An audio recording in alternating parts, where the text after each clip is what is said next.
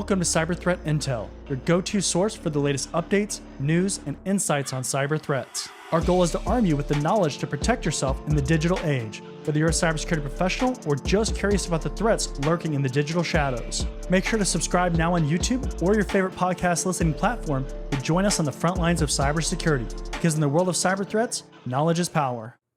Welcome. This is Cyber Threat Intel. This is episode number 61.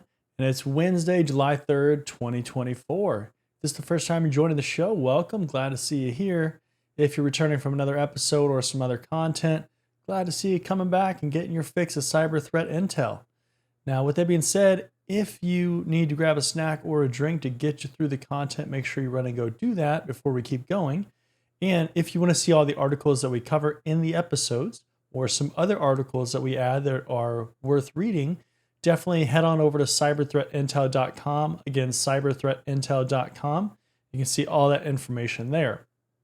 Also, keep in mind that this week in the United States is the 4th of July, which is a holiday, and that is tomorrow. So we will not be having an episode of Cyber Threat Intel tomorrow, but we'll be returning back next week. So with that being said, let's go ahead and jump on over my screen and hop into the articles. All right, so first article, newsletter writing covering Evolve Bank's data breach, says the bank sent him a cease and desist letter. Evolve Bank and Trust announced last week that it was hacked and confirmed the stolen data has been posted to the dark web. Now Evolve has sent a cease and desist letter to the writer of a newsletter who has been covering the ongoing situation.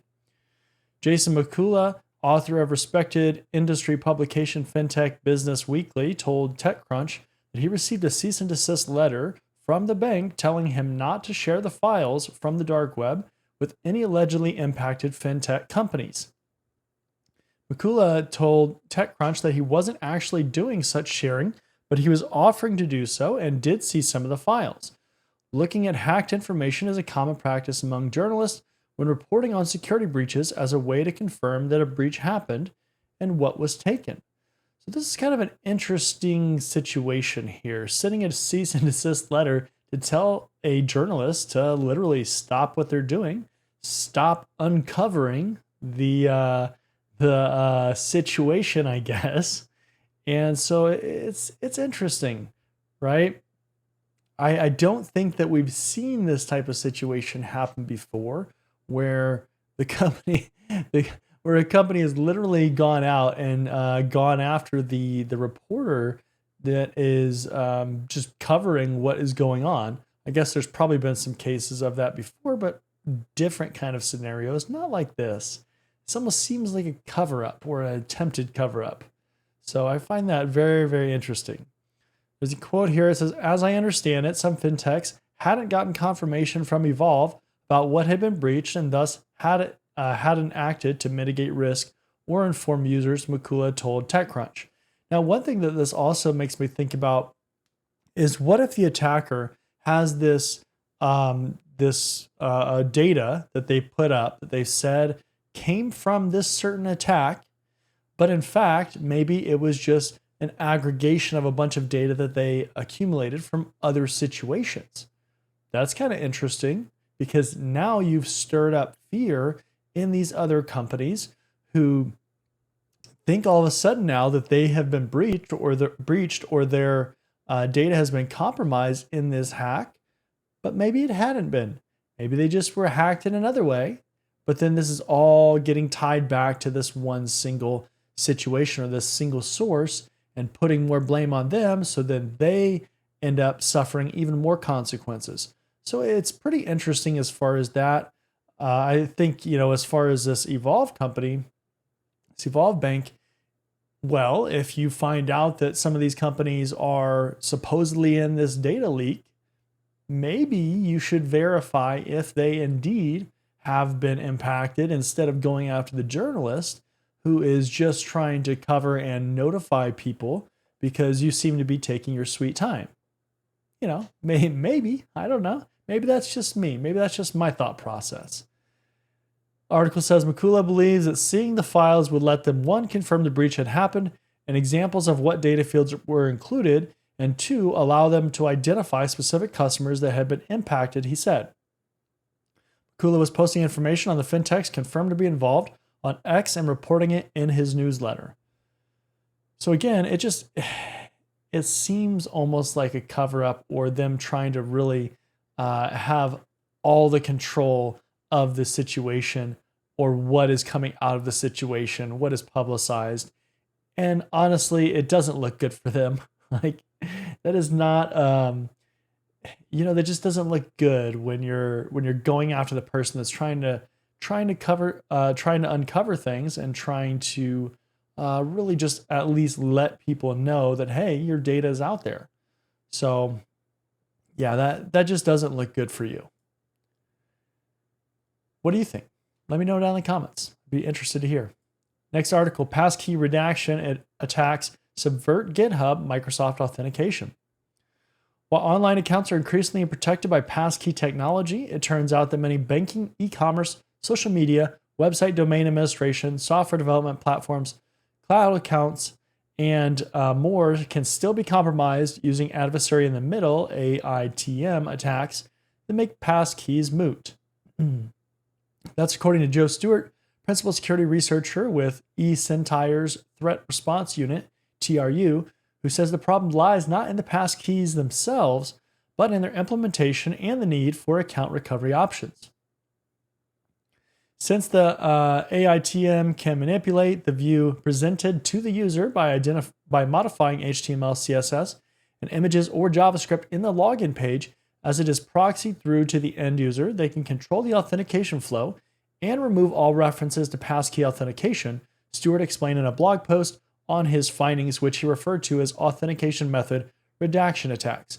So essentially, these attackers can modify the login page and they can remove the button or whatever it is, the option to select login with your passkey. So kind of like when you go to a login page and you see like login with social, login with username, login with password. This is kind of more commonplace now, having these several different options. So they can essentially remove that option from the page. Using this strategy, they can force a target to downgrade to a less secure alternative that can be intercepted by the lurking adversary. And that's a discovery that blows a hole in the security conversation around passkeys, Stewart explains to Dark Reading. So again, this is the idea that as a login page or as a service provider or whatever, that you're offering alternative options to the most secure option, and then the users don't see that most secure option, so then they go to something else. We know usernames and passwords are not super secure, and so if we can, as an attacker, if you can force a user to use that, then you can certainly have better success rates getting their passwords and getting all those kinds of things. So these downgrade attacks or downgrade attacks in general are always interesting. We've seen other examples of downgrade attacks in the past. We've seen things with, for instance, certificates. So TLS to SSL or SSL to different versions of SSL that are less secure. We've seen other examples, right? So that strategy itself is not new to get users to downgrade to something less secure. The mechanism or the situation or the use case definitely varies based on what the attacker is trying to go after, but that whole idea of downgrading is not new. In one proof of concept POC example in this attack flow, Stewart was able to use the open source EvilJinx AITM software to proxy and alter an actual GitHub login page. GitHub, we're talking here. We're not talking about some one-off kind of random situation or login page. Removing the sign-in with the passkey text from the page so that a user wouldn't see it and instead giving the option to choose a different way to sign in. So again, just altering the login page, very, I wouldn't say very unsophisticated, but definitely an unsophisticated kind of attack here.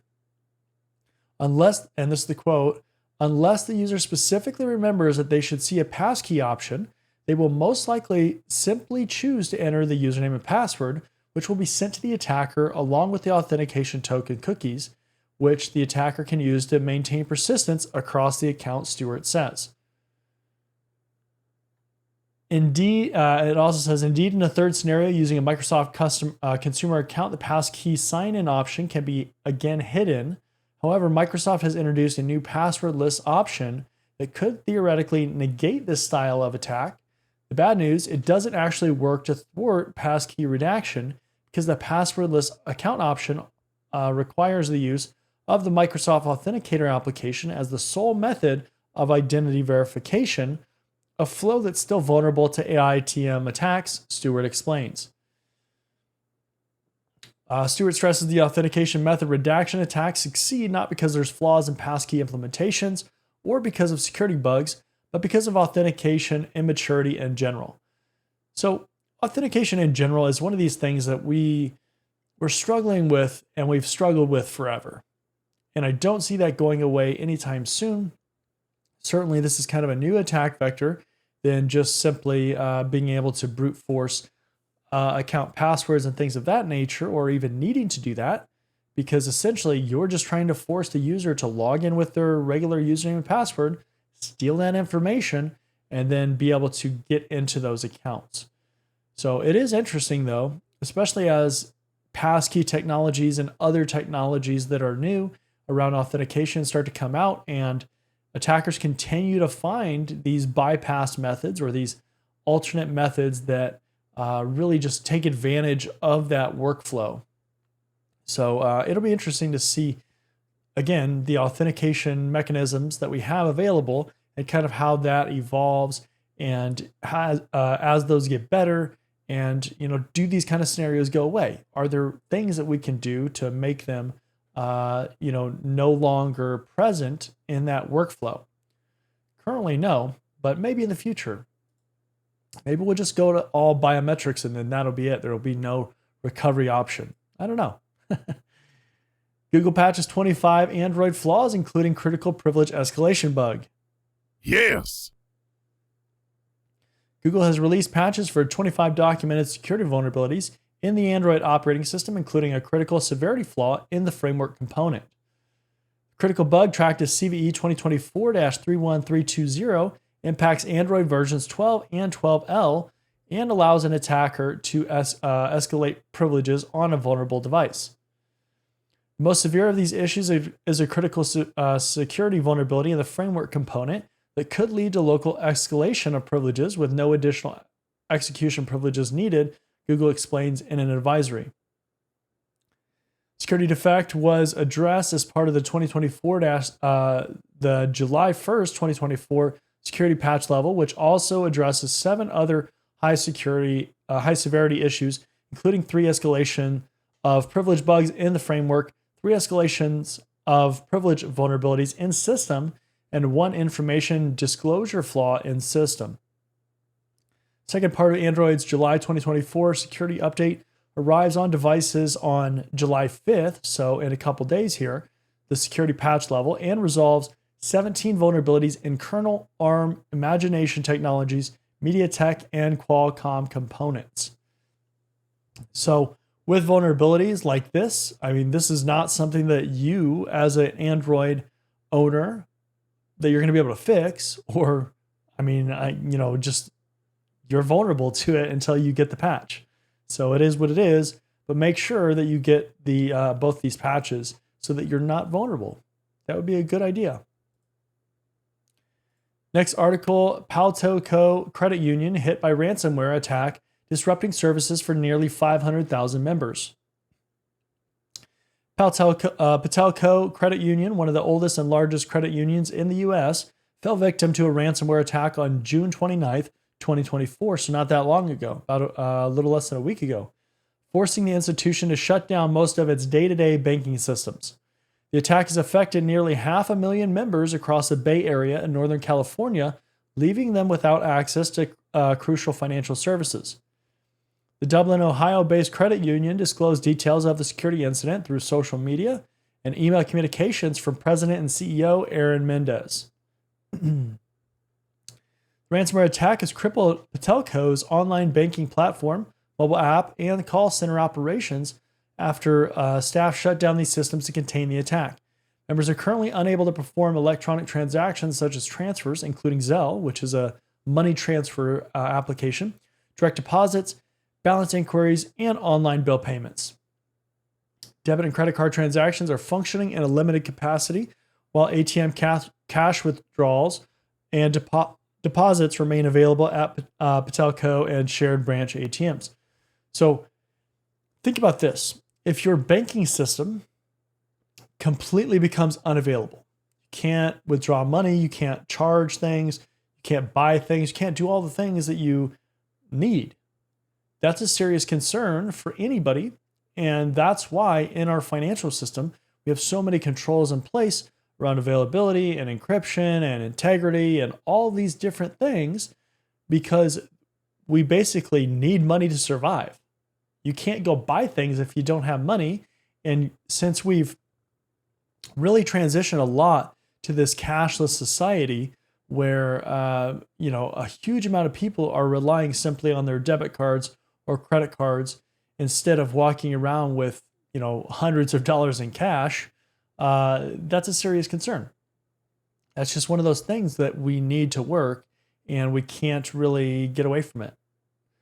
An email was sent to members later that day revealing that the incident was a ransomware attack, confirming that the credit union had shut down its systems to contain and remediate the issue. So think about that too. What if the key database that is storing all your transactions or all the references to how much money you have, what if that system is just one single database, no redundancy, and then it gets hit by ransomware? That would be a disaster. That would be catastrophic and so bad for a lot of people. So it's always interesting when banks don't have the level of sophistication they should, because you're housing everybody's money. If anything, you should be one of the more secure areas, because it's just so critical that you don't fail, right? Unfortunate if this is one of this is your bank provider or your credit union, and hopefully they get this resolved very quickly. Next article: a firm says cardholders impacted by Evolve bank data breach. Go! Buy now, pay later loan company Affirm is warning that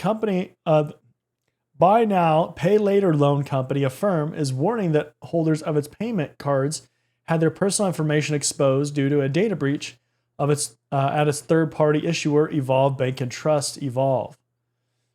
Affirm is a fintech firm that provides consumer-friendly alternatives to traditional credit options.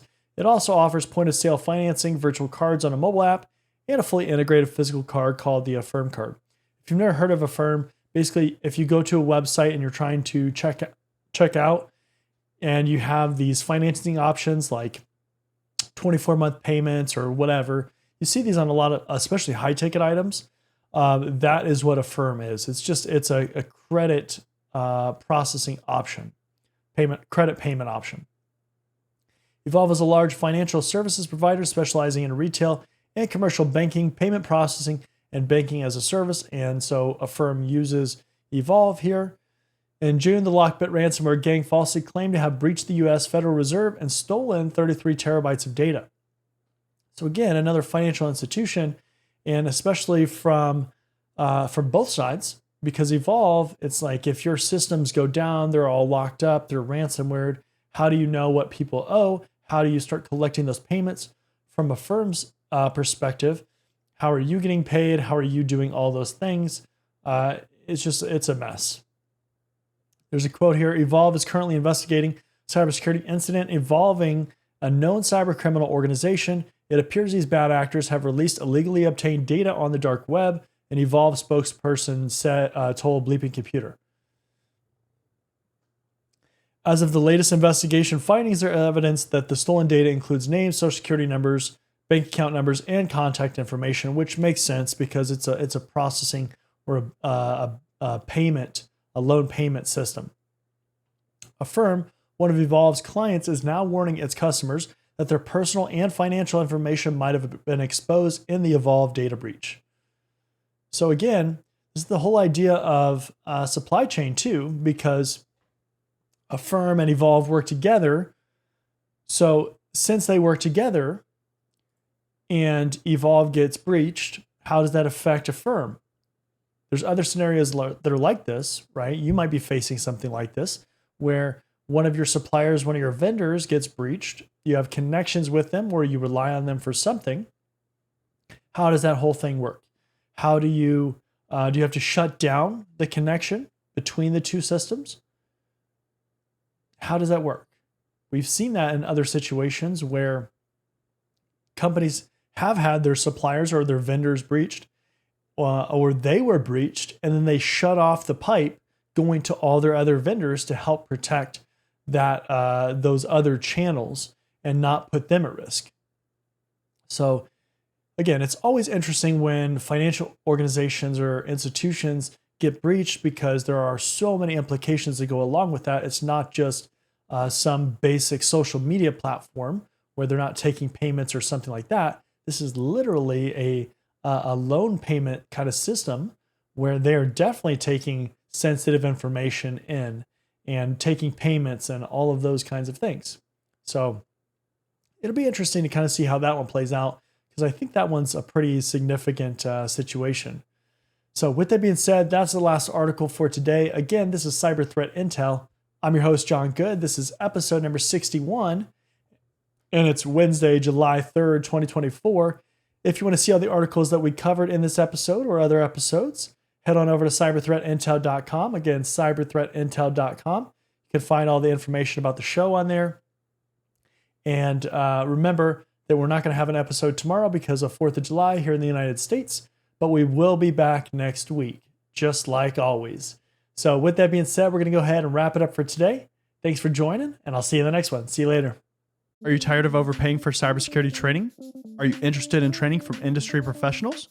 Are you looking for cybersecurity career services? If you answered yes to any of those questions, then cybertrainingpro.com is the perfect platform for you. At Cyber Training Pro, we're a one-stop shop for all your cybersecurity needs. We can train you for industry certifications or just improve your overall knowledge and skills in a certain area. Unlike other platforms, we don't stop there. We can also coach you throughout your career, practice your interview skills, or create a high-performing resume with our career services. CybertrainingPro.com isn't just another training platform. Students get exclusive access to our private community where we go beyond training courses to provide additional content, tips and tricks, and engagement with both other students and staff. Look, by the year 2025, there could be as many as 3.5 million job openings in cybersecurity. With so much opportunity, why not maximize your career potential with a platform that cares about your success? Come join us at cybertrainingpro.com and start building your future today.